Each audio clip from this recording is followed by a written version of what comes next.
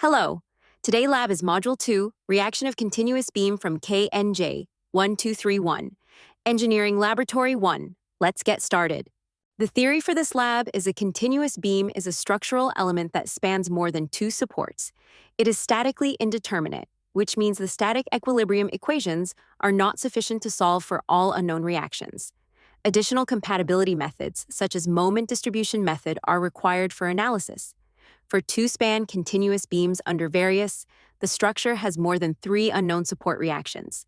However, in a controlled experimental setting with loads and specific constraints, the beam can be analyzed using principle of static equilibrium equations, where the sum of vertical forces is equal to 0 to ensure total upward reactions equal the total downward forces, and sum of moments equal to 0 to calculate the unknown reactions by eliminating other forces from the equation. When a load is applied, the reactions depend on the relative span lengths, support types, and load positions. Then, the result will compare to theoretical values, reinforcing the fundamental principles of structural analysis.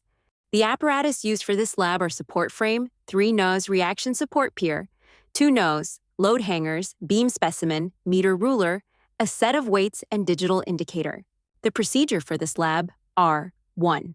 The display unit was switched on to warm it up. 2.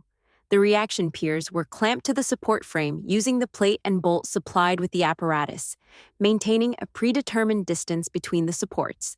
3. The beam specimen was placed between the 2 cylindrical pieces of each support. The 2 screws at the top of each support were tightened by hand.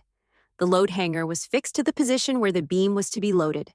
5. The load cell was connected from the support pier to the display unit, with each load cell occupying one terminal on the display.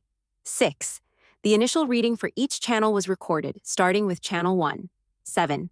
A suitable load was placed on the load hanger, and the readings of each load cell were noted, representing the reaction at each pier. 8. The load on the hanger was increased at suitable increments, and the pier reactions were recorded for each increment. This is our group lab's photo. Thank you for watching, and goodbye!